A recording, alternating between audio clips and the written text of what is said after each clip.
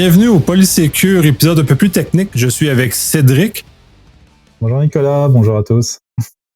Donc, tu vas nous jaser un peu ce que AWS nous propose comme meilleure pratique, justement pour avoir pas de soucis à l'avenir, pour justement se prémunir de problèmes de sécurité plus tard. Ouais, alors effectivement, il existe plusieurs recommandations, mais je te dirais que la première chose en fait à étudier et puis à laquelle je recommanderais de s'intéresser, c'est un document qui est publié par AWS qui s'appelle le AWS Well Architected Framework. Donc ce document en fait ne porte pas uniquement sur la sécurité, il porte en fait sur la résilience, sur la sécurité, sur la disponibilité, sur l'architecture de manière globale en fait de tes solutions. Mais ce document pour la partie sécurité est très intéressant parce qu'il met en avant en fait 5 grands domaines, 5 grands piliers de la sécurité qui doivent être systématiquement incluses en fait dans les différentes architectures qui vont être déployées dans AWS. Ces piliers sont la GIA, la gestion des identités et des accès, les contrôles de détection, comment détecter la menace en cours, la protection de l'infrastructure, donc en gros protéger en amont l'infrastructure, faire en sorte qu'elle soit, faire du hardening en quelque sorte. Protection de la donnée, donc là on va beaucoup parler de chiffrement notamment, et puis de s'assurer que ta donnée n'est pas partagée grande ouverte sur Internet, déposée sur un bucket S3 comme malheureusement on en a vu plusieurs. Et puis également un 5e domaine qui est la réponse aux incidents, qui est personnellement je pense très important et souvent un petit peu mis de côté par les entreprises. De mon expérience, de ce que j'ai pu voir, on a beaucoup l'habitude de travailler justement, dans un environnement on-premise, sur la GIA évidemment, sur les contrôles de détection, on en a plein, des bébelles de sécurité on-prem, la protection de l'infrastructure, on en fait un petit peu du hardening, etc. On essaie de mettre en place des bonnes pratiques en tout cas.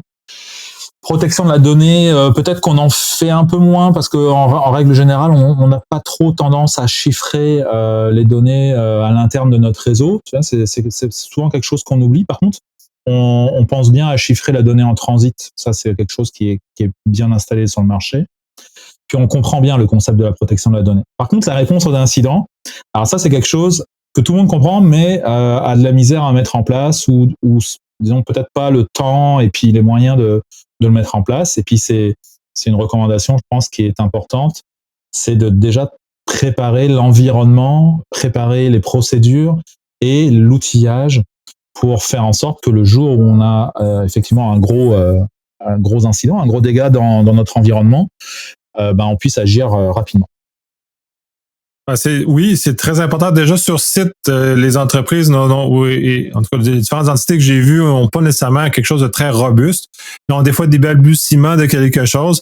Et quand on bascule en info nuagique, considérant que c'est excessivement différent comme environnement et la façon qu'on doit s'y approcher, donc on doit encore d'autant plus intérêt à avoir une préparation qui est adéquate et spécifique pour ce genre de choses-là. Oui, ça fait d'autant plus de sens dans le cadre d'AWS parce que si on se réfère à la façon dont on va découper un peu notre organisation, enfin dont on va gérer nos comptes dans AWS, ça fonctionne pas du tout de la même manière qu'avec Azure. Donc avec Azure, on va avoir une souscription, on va avoir en fait un chapeau commun qui est by design fourni par Azure. Tu vas pas vraiment y échapper. Tu vas pouvoir aller chercher des moyens supplémentaires lorsque tu as plusieurs environnements qui sont vraiment séparés, c'est-à-dire qui appartiennent à une autre entreprise, à une filiale ou des choses comme ça. Donc là, tu vas aller chercher des Azure Lighthouse, par exemple. Mais au sein d'une entreprise, en fait, le chapeau commun, il est fourni par Azure et les built-in. Par contre, chez AWS, il n'est pas imposé comme avec Azure. Alors, c'est à la fois un plus et un moins, hein. Ça dépend de quel côté on regarde ça. C'est-à-dire qu'à AWS, on va vraiment aller chercher à isoler les différentes par exemple, ligne d'affaires ou les différents paliers production, développement par compte. Donc, on va avoir des comptes AWS qui seront vraiment dédiés à un type de workload. C'est ce qui entraîne le fait que d'expérience avec AWS, on va retrouver des clients qui ont énormément de comptes AWS à gérer. Donc, on parle de dizaines, voire de centaines de comptes à gérer. Et puis, on comprend que dans ces cas-là, si déjà la couche de management au-dessus, qui s'appelle Organization, n'a pas été mise correctement en place, ça va être compliqué. Et puis, on comprend surtout que le jour où tu as un incident et qu'il faut que tu puisses déployer très rapidement un outillage et que tu puisses avoir accès à tes ressources qui sont compromises, donc avec une GIA déjà bien pensée, etc., ça va être compliqué là. Faut le préparer en amont, sinon t'es mort. Mais Azure, c'est la même façon, de la même façon, même si c'est plus simple quelque part parce qu'il y a un chapeau commun qui est imposé built-in, il faut le préparer aussi parce que il y a des questions de networking, il y a des questions de règles d'accès aux différents VPC ou différents subnets qui doivent être pensées en amont. C'est pas le jour où tu es en pleine crise avec un ransomware que tu peux commencer à fouiller tes dessins d'architecture, à vérifier par où passent tes routes pour aller récupérer tes artefacts. Ça marche pas. Non, c'est ça. De toute façon, quand on est dans la panique de régler un incident, quand que le dégât d'eau est à la maison, on n'a pas le temps de réfléchir à où on a mis les choses. Puis ça, c'est sûr. C'est sûr qu'il y a deux univers très distincts entre AWS et Azure, là. Puis même au niveau de la GIA, puis tu vas avoir l'occasion de l'aborder aussi. La GIA est complètement différente puisque Azure a hérité essentiellement de tout l'environnement AD dans lequel les entreprises sont généralement familières. Donc, c'est à peu près la même setup qui nous est lancé du côté Azure. AWS, c'est ça, là, tu as comme un amalgame et c'est donc important d'avoir la connaissance de cet amalgame-là et qu'il soit correctement géré. Ouais, tout à fait. On peut s'y perdre rapidement et puis et c'est d'ailleurs indépendamment des grands domaines de sécurité sur lesquels AWS nous recommande de travailler. C'est d'ailleurs un des points importants qu'il faut retenir, c'est que d'une manière générale, avec l'info nuagique, un des objectifs, un des challenges va être de garder le contrôle pour la sécurité. Parce que l'info nuagique, c'est une promesse de liberté pour les développeurs. C'est une promesse d'agilité, d'offrir en fait aux lignes d'affaires un moyen de lancer des preuves de concept on the fly là, avec des très courtes échéances et puis pas attendre des résultats d'analyse de travaux pendant 3 mois avant de commencer à travailler sur des preuves de concept. Donc ça veut dire quoi? Ça veut dire que justement des comptes, notamment AWS, on pourrait en créer à toutes les semaines dans certaines entreprises. Sous Azure, on pourrait avoir des nouvelles souscriptions régulièrement ou des nouveaux réseaux régulièrement. Et pour la sécurité, c'est ça la difficulté, c'est de garder le contrôle. Pour ça, c'est ce qui est recommandé, c'est à la base déployer un framework de sécurité, un standard de sécurité, on va chercher le terme, un standard de sécurité qui va être composé autant de contrôles de prévention que donc qui vont bloquer des choses mais là, faut être nuancé, là, faut pas tout bloquer non plus, hein, c'est pas ça le but. Mais des contrôles de détection qui vont lever des alertes juste quand il y a un vrai risque de sécurité. Donc, ce standard de sécurité là, c'est primordial. C'est vraiment la première étape qui doit être pensée. La première bonne pratique, c'est OK. Je migre vers un faux nuagique. Je vais avoir des lignes d'affaires. Je vais avoir mes utilisateurs qui vont embarquer dans le cloud. Mais dans quel contexte de sécurité ils vont le faire? Quels vont être les différents contrôles qui seront déjà en place en attendant qu'ils arrivent, mes utilisateurs, en attente du workload? Mes contrôles, ils doivent déjà être définis et être mis en place. Ça, c'est comme le top priorité, ça, pour moi. Oui, tout à fait. Puis ça revient aussi dans toute l'amalgame des choses qui doivent se relier, là, les contrôles. Puis c'est ça, les 5 points que tu as mentionné, les 5 domaines, les 5 piliers sont intimement reliés parce que justement, si la GIA en termes de AWS, on a une plénitude de comptes par la nature de comment ça fonctionne, c'est sûr qu'il faut avoir les mesures de protection et de détection qui sont associées et donc aussi le chiffrement, là, tous ces modules-là ensemble qui qui font un tout. Oui, et puis dès l'instant où tu as ton standard, au moins t'es rassuré parce que ça veut dire quoi? Ça veut dire que tu t'es en fait fixé une ligne directrice en termes de liberté offerte aux utilisateurs. Parce que ce standard, effectivement, de facto, il va y avoir quand même des contrôles préventifs là-dedans qui vont empêcher certains comportements. Tu sais, il y a des exemples simples, mais un peu basiques, mais parlants. On va par exemple décider d'interdire certains services infonuagiques qui ont aucune raison d'être consommés dans l'entreprise. Donc si quelqu'un commence à les consommer, c'est qu'on a peut-être un petit souci. Tu vois. Donc ça peut être quoi ces services? Ça peut être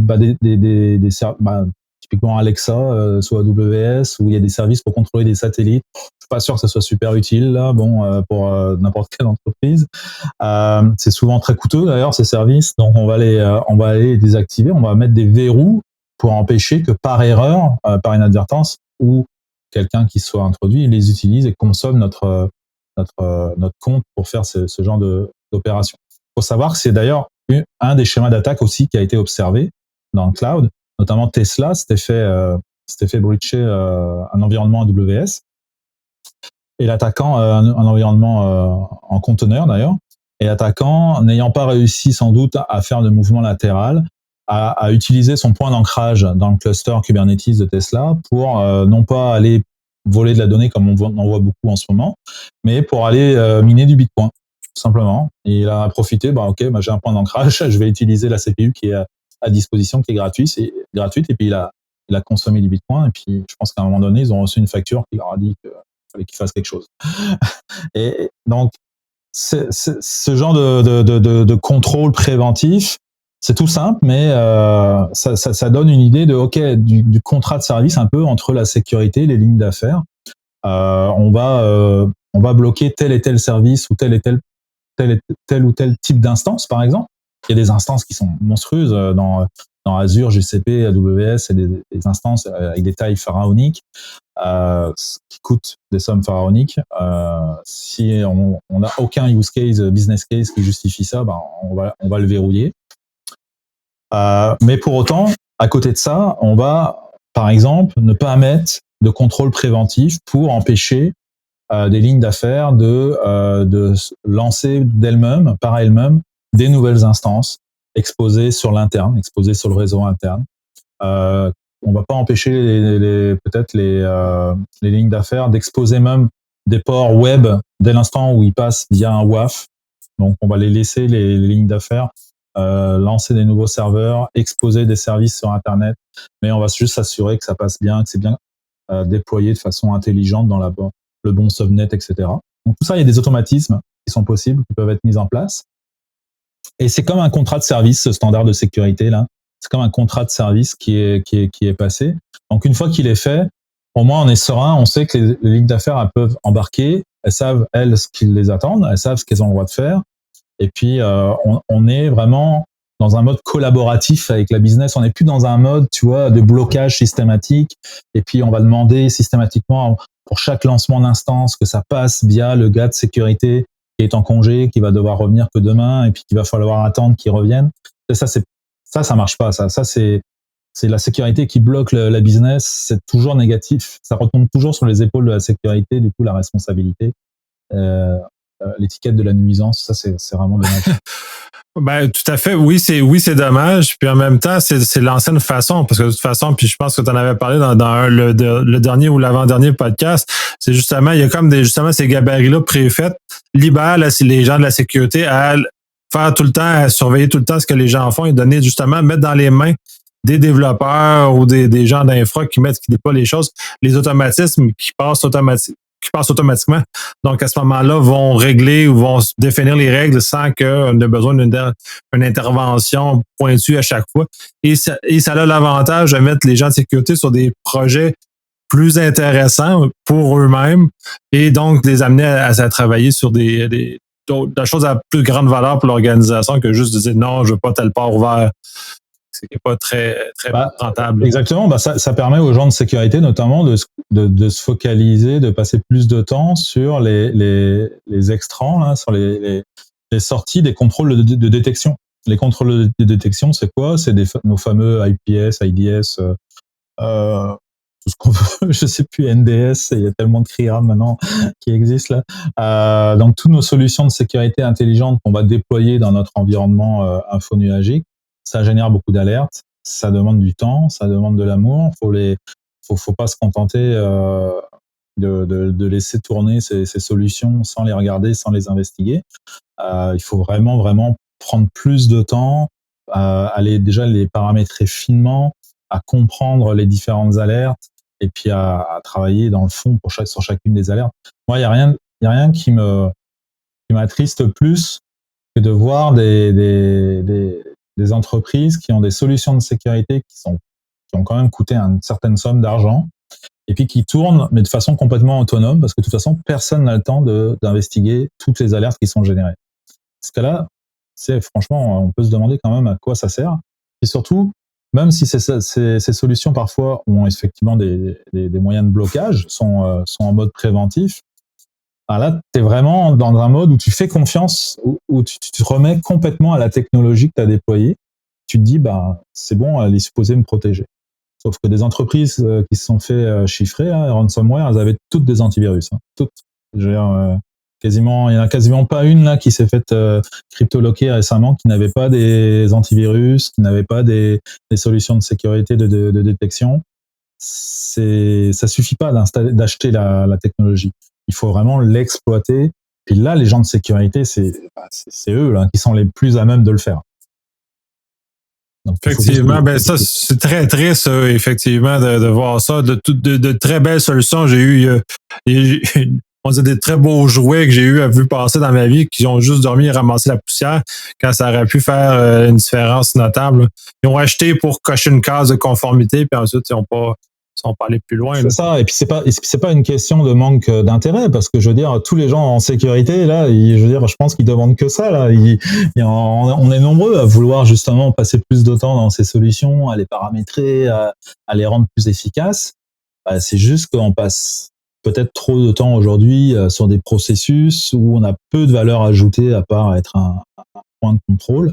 Et quand on peut les automatiser, ces processus ou ces points de contrôle, là, on gagne beaucoup de temps. On se libère beaucoup de temps pour être plus en mode chasse, en mode détection. Puis ça, je pense que ça a beaucoup de valeur ajoutée. L'intérêt est davantage là, puis justement, retomber basculer sur la gestion d'incidents, c'est justement le mode chasse, c'est nécessaire à la détection de l'incident avant qu'il soit trop tard, avant que la maison ait complètement brûlé. Donc, ça fait aussi partie, c'est deux morceaux qui se tiennent. Exactement. Et puis, typiquement, moi, en général, j'ai coutume de dire que quand on est au point de détecter, quand on détecte l'attaque au moment où elle est en train de chiffrer, où le code malveillant est en train de chiffrer, c'est quelque part, on est un peu tard quand même là, parce que ça veut dire que l'attaquant, il a déjà pris pied.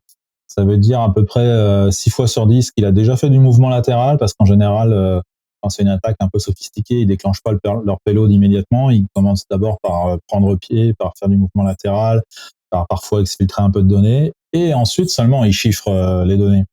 Donc, si on se contente si on est tout content parce que notre antivirus a bloqué l'action d'encryption des fichiers, on se dit la menace elle a été bloquée.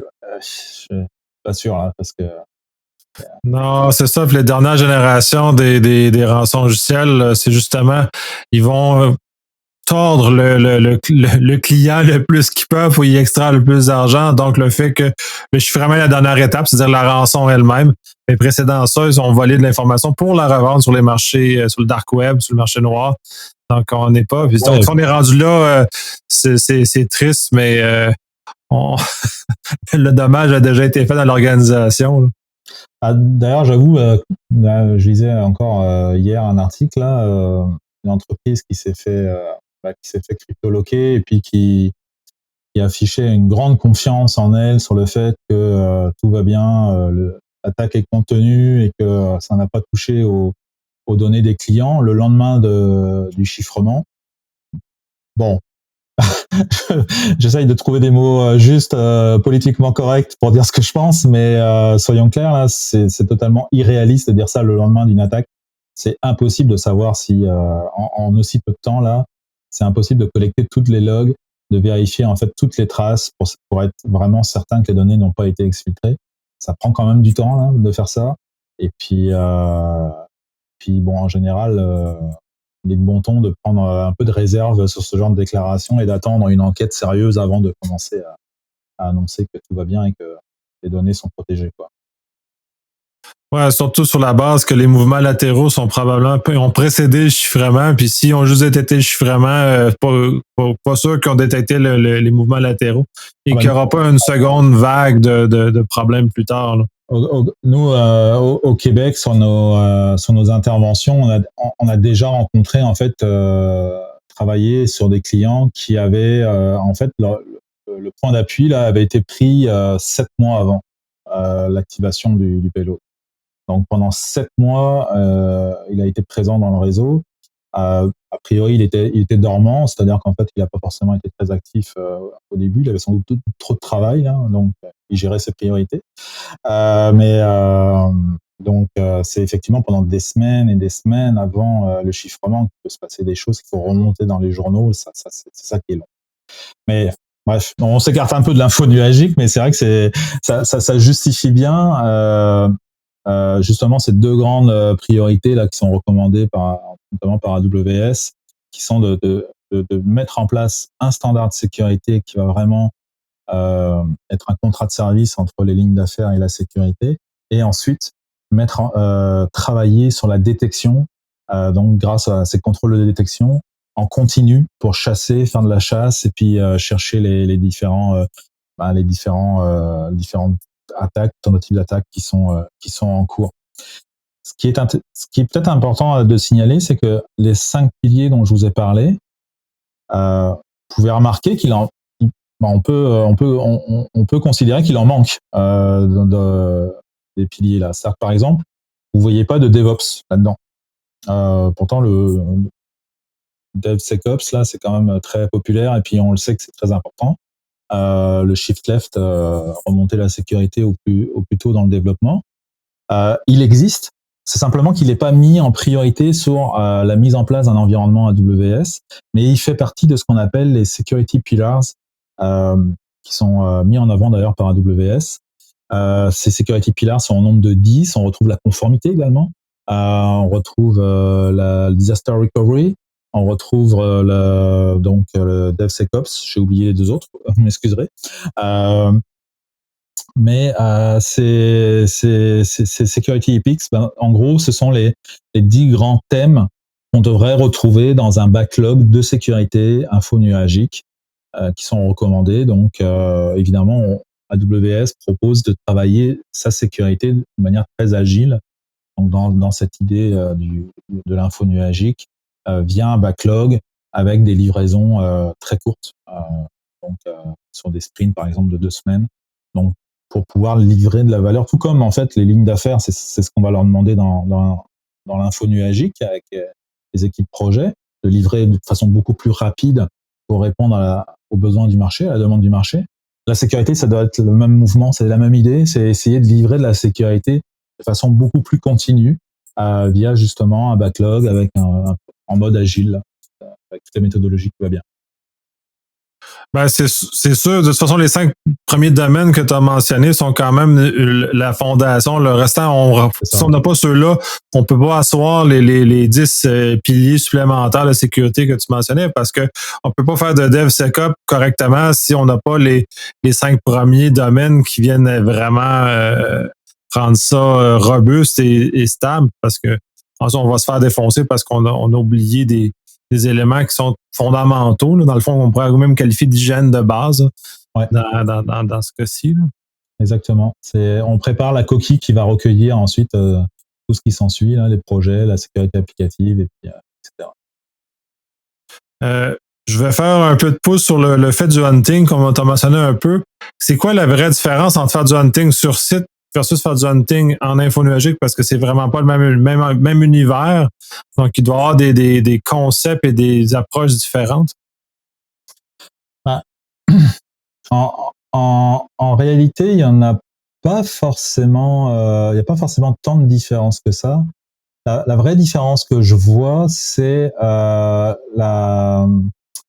c'est la complexité d'accès. Donc en fait, c'est tout ce qui est GIA, tout ce qui est gestion des accès. Dans un environnement infonuagique, on a beaucoup de comptes différents. C'est pas toujours, t'as pas toujours je cherche le terme français.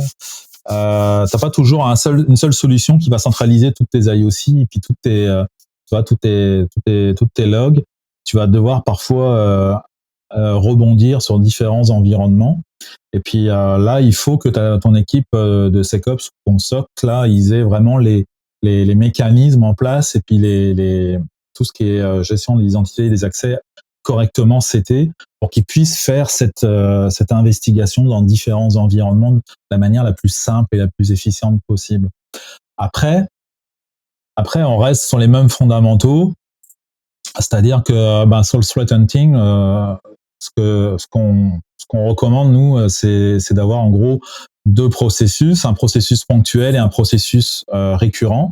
Donc, la bonne pratique, c'est de faire de manière récurrente des queries en fait de threat hunting basées sur les dernières TTP qu'on a pu observer sur le marché venant des différents ransomware ou malware ou différents scénarios d'attaque populaires qu'on a pu donc observer dans une pratique de threat intelligence, de CTI. Donc on va réutiliser les intrants du CTI pour justement configurer des queries de recherche de comportements similaires dans son environnement. Donc ces queries vont rouler par exemple à toutes les semaines ou à tous les jours. Des TTP, là, c'est des techniques Tactics and Procedures. Donc ça veut dire c'est pas uniquement des IOC. On parle souvent des IOC quand on parle de threat hunting. Donc les IOC, c'est des hashes de fichiers par exemple ou des URL. Oui, c'est sûr que c'est pas inintéressant parfois. Des fois, on peut avoir une bonne surprise, puis on peut choper comme ça, découvrir un IOC, un fichier compromis grâce à un IOC ou via une URL. Donc je dis pas que c'est pas utile, mais les TTP, c'est beaucoup plus quelque part, je pense, intéressant parce que on va pas, c'est moins dynamique que les IOC. Les IOC, vous comprenez, les haches de fichiers, ça change sans arrêt. Les attaquants n'arrête pas de faire varier les payloads avec quelques octets de différence, ça suffit pour changer d'IOC. Donc, c'est hautement dynamique, c'est pour ça que le taux de succès n'est pas si élevé que ça. Par contre, avec des TTP, c'est OK, l'attaquant, ce qu'il fait, c'est qu'il va utiliser une macro dans un fichier Word qui va ouvrir cmd.exe, qui va appeler un PowerShell, qui va appeler ensuite un DCOM ou un whatever, je sais pas trop quoi là, je suis plus assez compétent. Mais tu vois, cette technique, celle-là, elle va rester de façon beaucoup plus pérenne et elle va être détectable de façon beaucoup plus sur une plus longue période. Donc ça, c'est plus intéressant, c'est un peu plus générique. Et si on est capable de faire des queries dans notre environnement AWS ou Azure ou GCP, il faut être capable de faire ce genre de queries dans notre environnement cloud, quel qu'il soit. Tout comme on doit être capable de faire ce genre de queries dans un environnement sur site. Alors ça, c'est via quel type d'outils ? C'est souvent via des IDR, par exemple. Les IDR, c'est sûr que c'est quelque chose aujourd'hui, je pense qu'on peut plus passer au travers. Et puis, nos IDR, ils doivent être déployés sur nos serveurs et nos machines sur site. Ils doivent être déployés également sur nos serveurs et si on a des machines dans l'info nuagique. Des fois, effectivement, c'est pas le cas. D'ailleurs, je constate que, notamment sur les serveurs Linux, on a beaucoup d'entreprises qui considèrent, et puis je suis un grand Linuxien par nature, par conviction, donc je vais pas le démentir. C'est un système qui est quand même plutôt sécuritaire, qui est peu sujet aux attaques. Mais attention, peu sujet aux attaques, ça ne veut pas dire pas sujet aux attaques. C'est pas la même chose. Et puis oui, il y a un vrai intérêt d'installer des IDR sur des serveurs Linux dans l'info nuagique pour justement faire ce genre de queries. Surtout, de toute façon, maintenant, ça a changé de nom, c'est XDR, tout ça, mais d'avoir un espèce de moteur présent sur la machine qui nous permet de tracer ce qui s'y passe, peut-être pas en temps réel, mais au moins consolidé dans une console de journalisation quelle qu'elle soit. C'est le nerf de la guerre, là, surtout en réponse à incident. Là. Ça fait toute la différence du monde sur une capacité d'intervenir rapidement sur une capacité d'attendre justement 7 mois avant de voir les comportements un peu louches ou relous, puisque tu nous reviens de la France, se dérouler sur nos environnements. Donc, c'est très intéressant. Là. Tu parles des TTP, je vais faire un petit croche sur Prélude. Je ne sais pas si tu as eu le temps d'y toucher ou de le voir un peu. Qui est un outil de simulation justement de TTP. Fait que justement, c'est peut-être des outils qui sont favorables justement à aider le cheminement des gens à comprendre comment ça fonctionne.